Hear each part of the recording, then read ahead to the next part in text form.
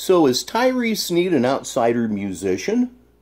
From Wikipedia, and yeah, I know, it's not the greatest source in the world, but it's what I've got. Outsider music is music created by self-taught or naive musicians.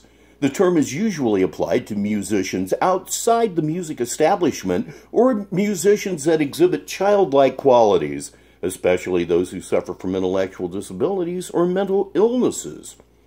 The term was popularized in the 1990s by journalist and DJ Erwin Chused, who said of outsider music, "There are countless unintentional renegades, performers who lack an overt self-consciousness about their art.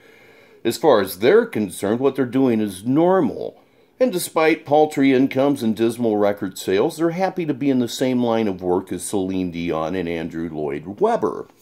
Remember again, this quote is from the 1990s. "Their vocals sound melodically adrift. Their rhythms stumble. They seem harmonically without anchor. Their instrumental proficiency may come across as laughably incompetent.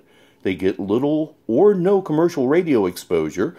Their followings are limited, and they have roughly the same likelihood of attaining mainstream success that a possum has of skittering safely across a 6-lane freeway. The outsiders, for the most part, lack self-awareness. They don't boldly break the rules because they don't know there are rules. Outsider musicians often overlap with lo-fi artists since their work is rarely captured in professional recording studios. Examples include Daniel Johnston, a good place to start. Ever heard of Daniel Johnston? Kurt Cobain did. When he appeared on Saturday Night Live, what was he wearing? A Daniel Johnston t-shirt. On the front of the shirt was the cover art from Daniel Johnston's first album, Hi, How Are You? Daniel Johnston is located in Austin, Texas, ironically enough, the same place as Tyree Sneed. And like Tyree Sneed, Daniel Johnston comes from big money, and he's schizophrenic. How schizophrenic? Well, back in the late 90s, Daniel Johnston was in a private plane with his father. They were flying home. Well, the voices in Daniel's head told him to crash the plane, so he reached across, grabbed the yoke, and did just that. Somehow they both survived a plane crash in a forest, and Daniel went away for a while. He has received critical acclaim. I will leave a link in the description to his first album, Hi, How Are You? And you listen to that and you'll be asking the same question as me. Why? He's also been very prolific. Not at all a fan, but he has written hundreds and hundreds of songs and done literally thousands of drawings. Which brings me to my favorite example of outsider music, Wesley Willis. Wesley Willis came from no money at all. Wesley Willis came from a housing project in Chicago. Wesley Willis was very schizophrenic, constantly hearing voices and the whole 9 yards. So he began to write songs in order to cuss out the voices in his head so that they would be quiet. And he did hundreds of them. And they are hysterically funny.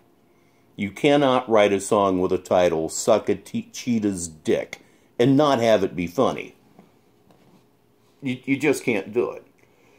And he enjoyed performing these songs, and he enjoyed the laughter that these songs received because the laughter helped kill the voices in his head. I stumbled across him back in Napster days, mid-90s, late 90s, and just loved it, and still do. Still a gigantic Wesley Willis fan. There is nothing to make a bad day better than cranking up a Wesley Willis song. Trust me on that. You'll find some links to Wesley Willis material in the description as well. Which brings us to another subject. Everybody I've talked about so far has been schizophrenic. They've also been very prolific. Tyree Sneed is prolific. Yeah, but he sucks. To say that he's prolific does not mean that he is good. It means that he is productive. That is a word that when we hear it, people assume that the person that you're describing with that word is talented. You can be prolific and not be at all talented.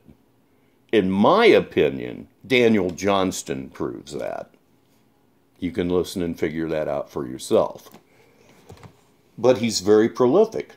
And he lives in Austin, Texas, which happens to be the epicenter of outsider music. If he could clean his shit up just a little bit, get all the racist shit out of there, all the misogynistic stuff out of there, and just go out and be weird, he is genuinely in probably the only place in the United States where he could actually go out and make money doing this. Yes, Austin is weird. Oh, Austin is a strange place. And he's right where he needs to be. But Austin is also mega ultra far left. They're not going to listen to his message, as he likes to refer to it, for any length of time at all. I mentioned that Kurt Cobain was a big Daniel Johnston fan.